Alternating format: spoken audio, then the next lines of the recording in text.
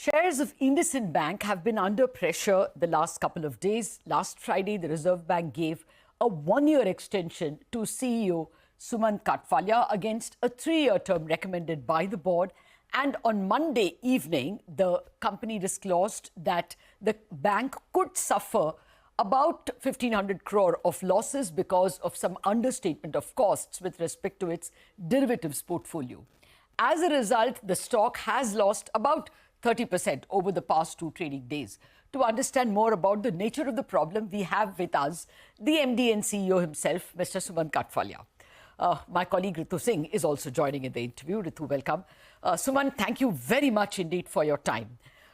Derivatives is always tough to understand. Can you explain the problem in simple terms to your investors? So I think the problem really is specifically in the internal deals for our foreign currency liabilities. The currency risk was hedged through derivative instruments. During a review of the processes in connection with the compliance to the RBI circular on investments portfolios, we found that there were some gaps which were coming out. And that was really the start of the issue. If you want to understand the details, I think in our treasury unit, you have an internal trading desk, which is the ALM desk, and the trading desk.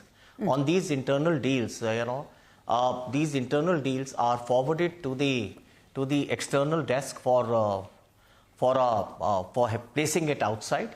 The internal desk follows a hedge accounting, while the external is on a mark to market.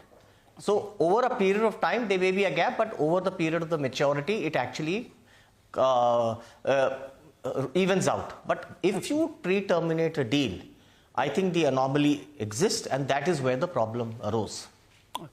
Okay. You're saying that you discovered it. Have I been able to explain it?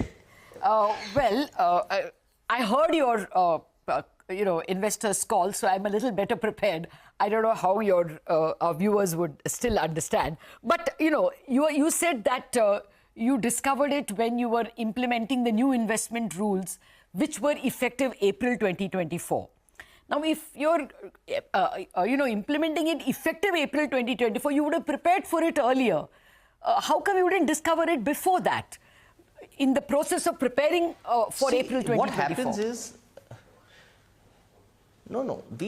we found this anomaly around October, and that is where we started our internal assessment, as well as we hired an external agency.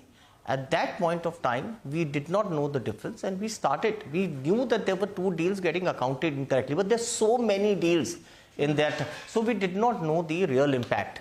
And I think as soon as we got to know the impact, we held a board meeting, and we informed our board, and we did the disclosure.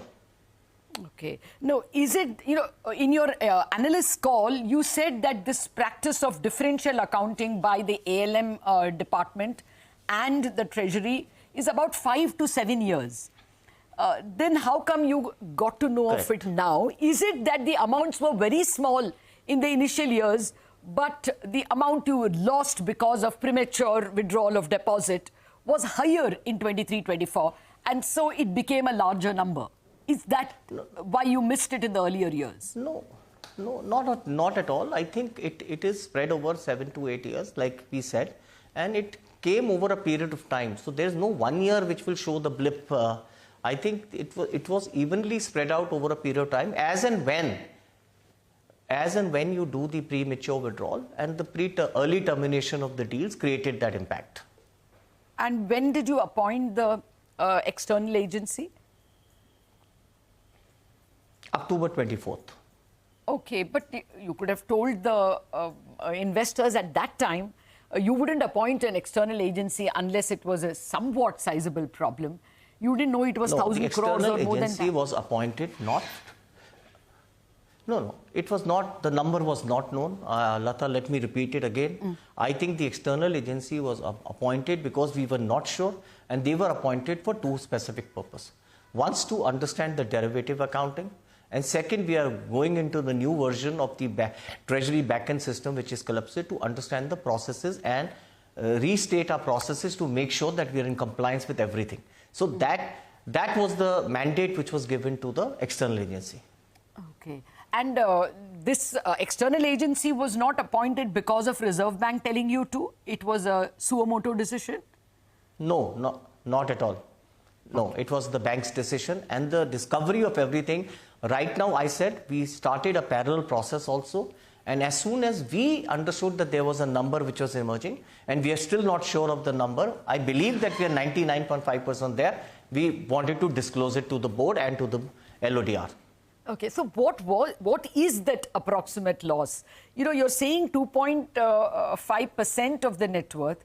There was a source close to a former RBI person with whom I was trying to check, saying 2,100 crore. Then there are some analysts who are calculating the figure as a percentage of net worth as 1,600 crore, 1,500 crore. 1,500 to 2,000 is a large gap. Which is the correct number?